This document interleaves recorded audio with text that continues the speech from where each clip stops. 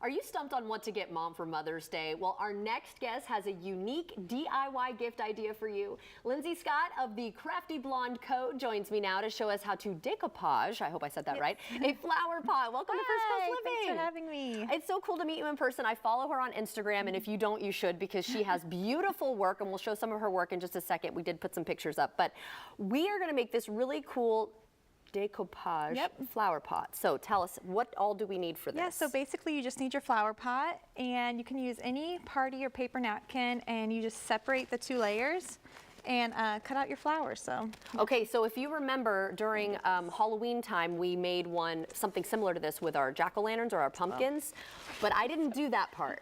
Yeah, so you don't have to, it just makes it a little thinner. If you remember, I was having some issues and it was getting kind of lumpy because of that. So thank you for the reminder. Okay, so then what do we do next? So you need Mod Podge and yeah, just a little foam brush. Okay. And you can pre-paint if you want your pots painted, but you don't have to. I just thought it was a nice the color for us fun here. Pastel way to make it a little more and it matches the napkins here. Yeah, so then basically you just start with like a little light layer, and you kind of can choose your placement however you like it.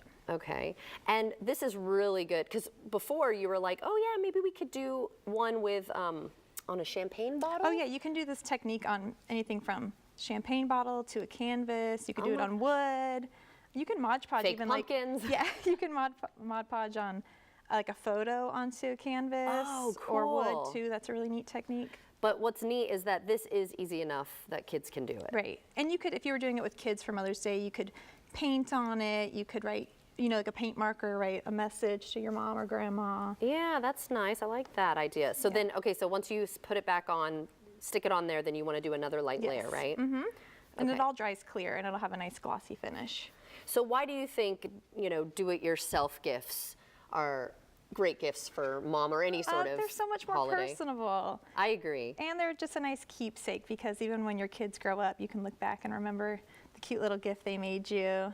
And even if you're not a kid, even if you're our age making these, it's still just something fun to do, and it's a good, you know.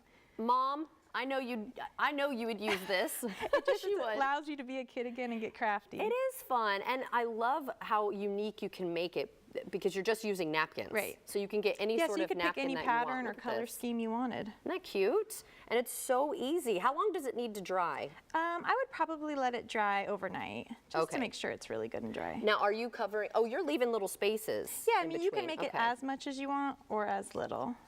Yeah, see, that's the thing. You could also get other things. You could add glitter to it. You could, you know, it just depends on your personality. Yeah, and ours are going to look different, see? So even if you have siblings doing the same project, they're going to look a little different. Yep. How cute. And you don't even have to necessarily do the whole thing. You could just do the front. Yeah. But if you're buying all the supplies, you might as well just do the whole thing. And the nice thing about the napkins is, you know, you get such a big pack, and then you can use the rest for your Mother's Day. Okay, but I want to see how you're doing it really quickly, because yours does look a little cleaner than mine. You are a pro at this, though. It's hard to sometimes not get too much on your brush, but you just want to to do that's what it is, yeah. A light, you know. And then, but I think my issue was when I was putting it back over the top, it was looking kind of and it will dry, you know, all that will dry down. Okay, I just kind of use my finger to smooth it. And then same thing, you can take a light layer and... And then even though we're seeing the white right here, that will dry clear, right? All that will be gone. Okay, cool. Because when I did the pumpkin, a nice little textured finish too. Okay, good. Yeah, because when I did the pumpkin, I did every piece of the pumpkin. So I was like, I don't even really know what it would look like if it was still on the pumpkin and not the napkin. Yeah, it's so cute to do a pumpkin. I'm gonna have to do that. You're gonna have to try that. I'll show you my work. So I want to learn a little bit more about you, though. How did you get into crafting? Because we're gonna show some of your work, and it is absolutely stunning. The rhinestone work that you do. I've always loved crafting, and I've always loved glittery, sparkly, pretty things. So I decided to try my hand at rhinestoning one day, and I just absolutely fell in love with it. So that's primarily what I do, is custom rhinestone work. But I really love crafts of all kinds, and I make anything I can try. Yeah, so I mean, I'll try anything once. So you, I like that. So you will make custom things. So basically your stuff is for sale? Yes. Ooh, I do a lot of custom work, so you can contact me on Instagram. Okay. And if you have something special you want rhinestone, that's usually how I do it. But then occasionally, if I just see something I want to, you know, make, then I'll make a few and put them up for sale as well. Okay. How can people find you? Instagram is primarily the Crafty Blonde Co.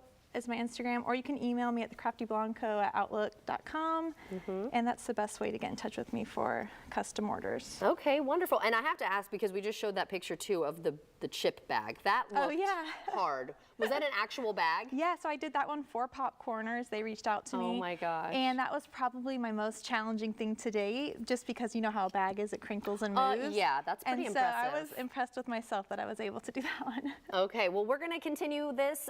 Thank you so much for thanks for showing having us and me. helping us, and it was so nice to meet you, and your you. work is beautiful. Don't forget to check her out. Happy Mother's Day. Are you a mom? I'm a stepmom. Okay, stepmom, happy Mother's Day. I'm a dog mom. Happy Mother's Day, everyone, and hope you try this out. If you do, please post your pictures on our Facebook, and if you'd like to see this interview again, just head to our website, and that's firstcoastliving.net.